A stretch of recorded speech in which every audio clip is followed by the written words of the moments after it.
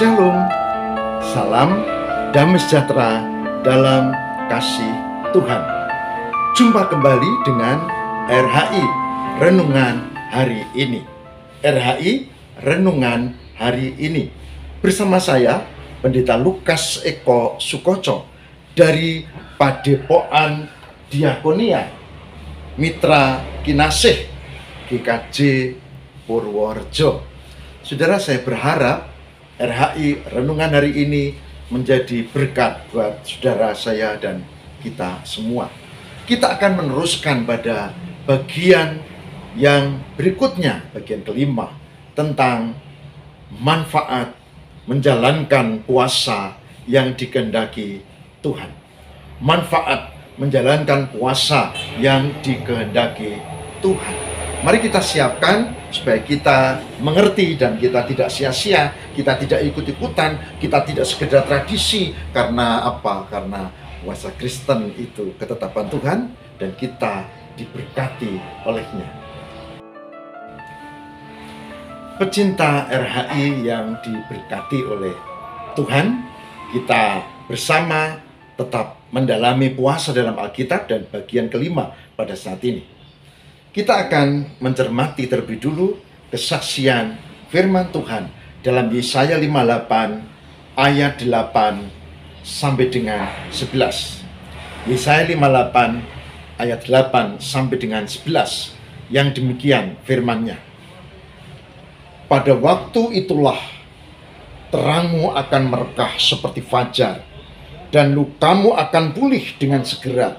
Kebenaran menjadi barisan depanmu dan kemuliaan Tuhan barisan belakangmu.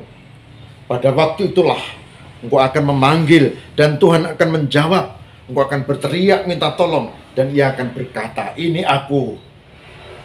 Apabila engkau tidak lagi mengenakan kuk kepada sesamamu dan tidak lagi menunjuk-nunjuk orang dengan jari dan memfitnah. Apabila engkau menyerahkan pada orang lapar apa yang kau inginkan sendiri dan memuaskan hati orang yang tertindas, maka terangmu akan terbit dalam gelap dan kegelapanmu akan seperti rembang tengah hari.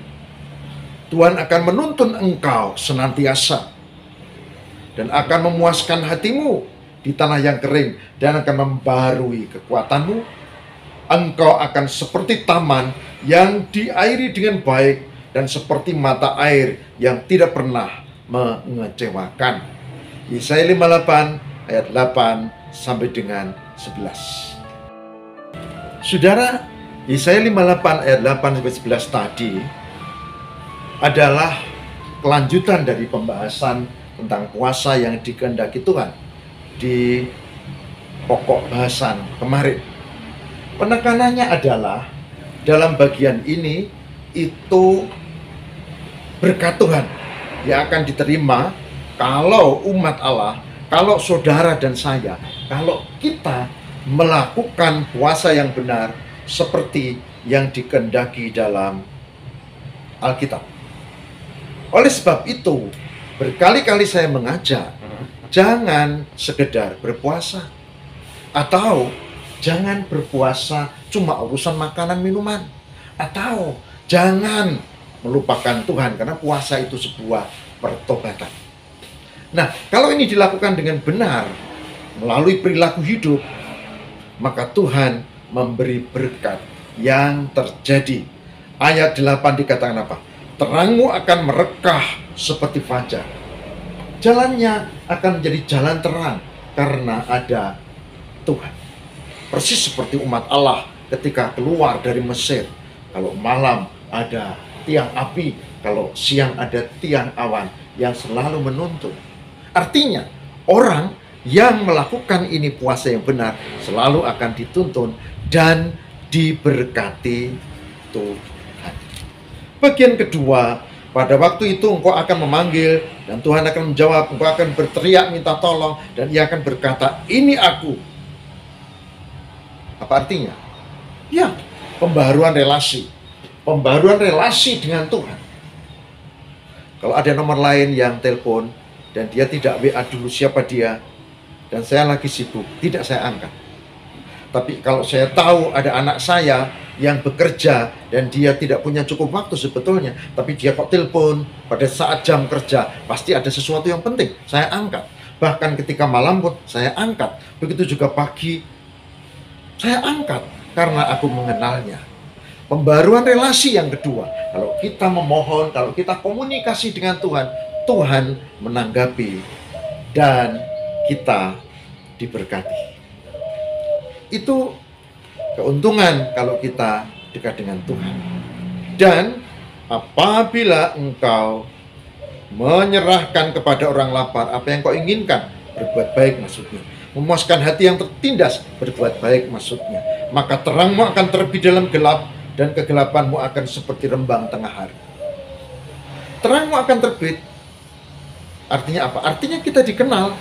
Terang itu akan kelihatan dan kita dikenal. Oh, ini orang-orang yang percaya kepada Tuhan. Ini orang Kristen, ini orang yang beriman, bukan sekedar orang yang beragama. Itulah sebabnya di Kristen yang penting justru iman, bukan agama. Karena agama tidak menyelamatkan. Iman kepada Tuhan di dalam Yesus itu yang menyelamatkan. Dan puasa adalah salah satu cara untuk melatih disiplin rohani kita supaya kita makin dekat dengan Tuhan. Ini yang perlu kita cermati. Menarik sekali. Karena ayat 11, janji Tuhan bagi orang yang melakukan puasa dengan benar adalah Tuhan akan menuntun engkau senantiasa. Tuhan akan menuntun engkau senantiasa. Asik.